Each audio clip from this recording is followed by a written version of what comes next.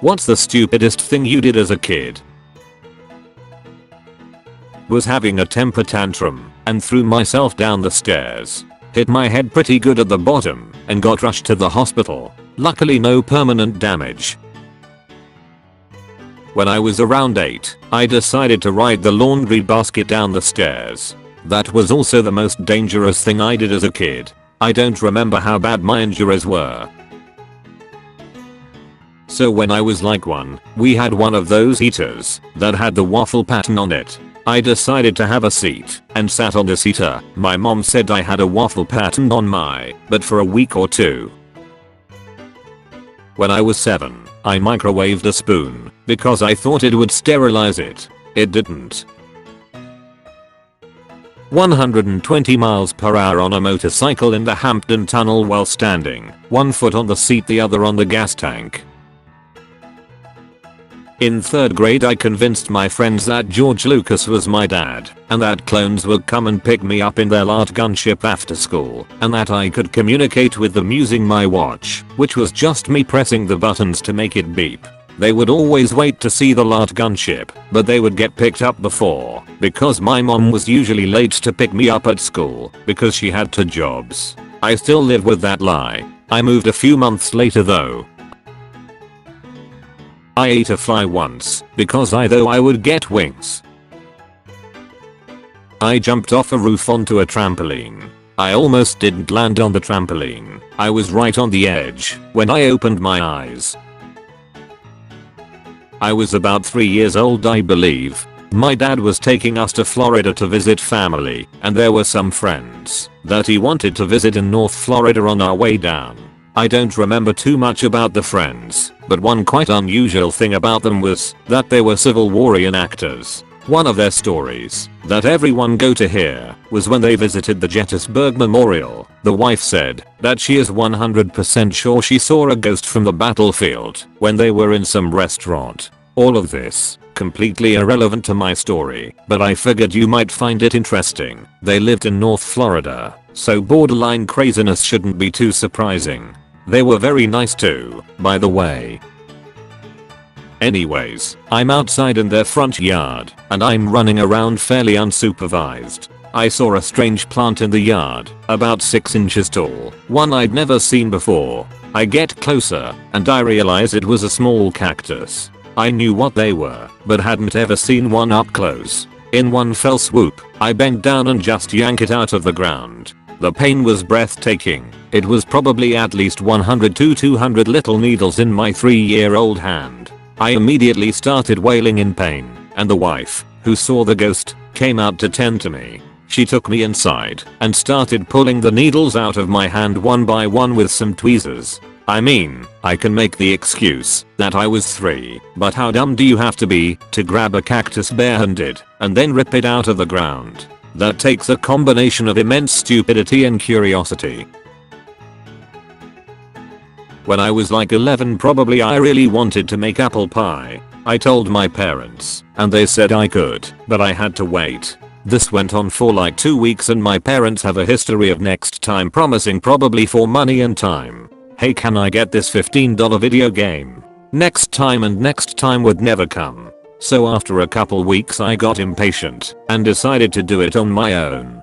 Would work too if I didn't mistake the powdered sugar for flour. I had no baking experience, so I thought I just needed to use more. You have no idea how much powdered sugar it takes to make a dough with no flour. Needless to say, it just turned out to be a lot of candied apples, and they said it would be too sweet, so we threw it away. The sugar melted to the pan pretty badly, and in the cleaning it scratched off a lot of the non-stick coating. One day I'll try again. When I was like 8, and I used to play outside with like 4 or 5 friends at a time, and we would watch the street for cars, and our annoying little asses would run in the middle of the road blocking the car and run down the middle of the road real slow, like pretending as if the car was chasing us. The cars would always honk at us, and sometimes the person would yell out the window at us to get the hell out of the way. Lol. I was 8 or 9, and for some reason I was really hyper one day and literally started bouncing off the walls. I ran in circles for like 5 minutes around the living room and suddenly got this genius idea to jump off the couch and faceplant on the wall. Hurt real bad. Drank perfume. Waltzed my way into the living room, reeking alcohol, nonchalantly sipping from my father's polo black, wearing diapers only. Mama wasn't happy, everything turned out fine, just got super wasted. My parents had a large can of denatured alcohol in the basement. One day when I was home alone, I decided to have some fun with it. I took a baking sheet out from the cupboard and poured a large puddle onto the dish. Upon igniting it, it roared into flames that licked about 2 feet in the air. It produced so much heat that the kitchen ceiling began to crack. As the puddle burned down to about 1/4 of its original size, I decided to add a little more. So I took the can and poured it straight onto the burning puddle. The flames instantly went inside the can, created a bang as loud as a gunshot. I almost shit myself. It also shot burning alcohol onto the linoleum floor, which I had to put out.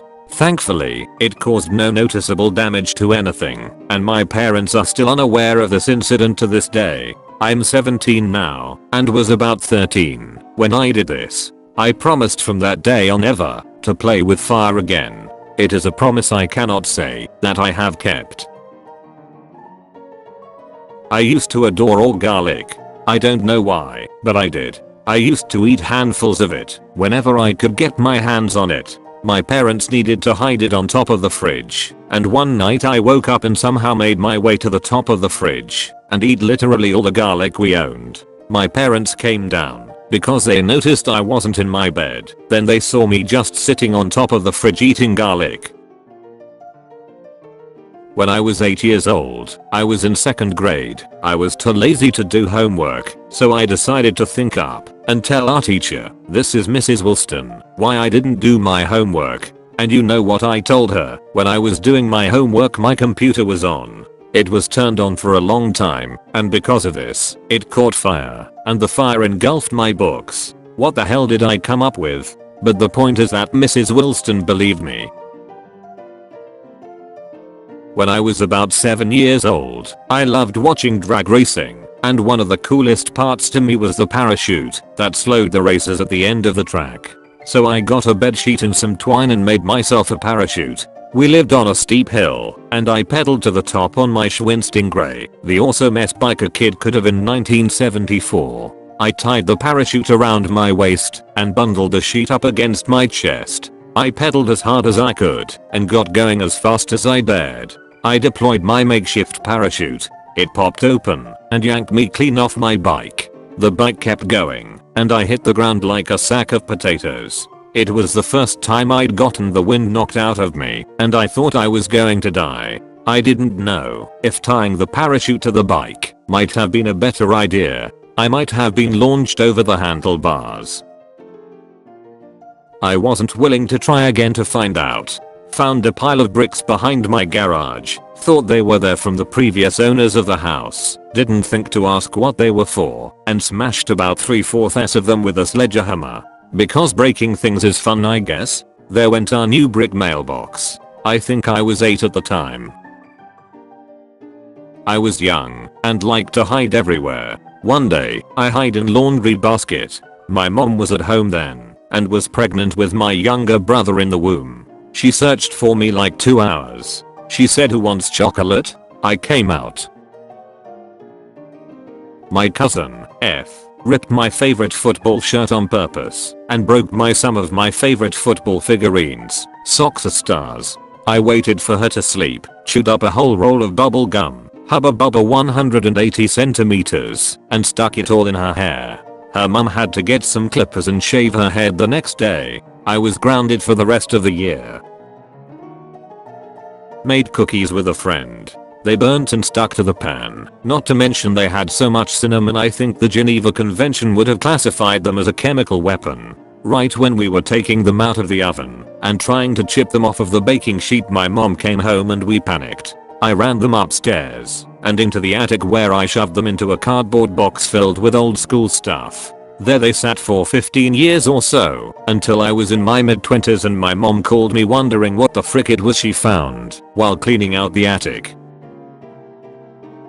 I think I was 5. My mom left her nail clippers out. I was never allowed to play with the nail clippers, but there they were, and she was elsewhere in the house. I clipped some carpet fabric.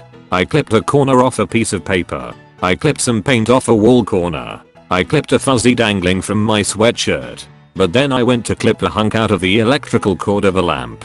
The jolt stung, shot through me, made me fling the clippers behind the couch. I didn't know what just happened, or if I was going to die, so I started crying. Mom came in, and I couldn't explain why I was crying. She never found the clippers, and I never told her what it was all about.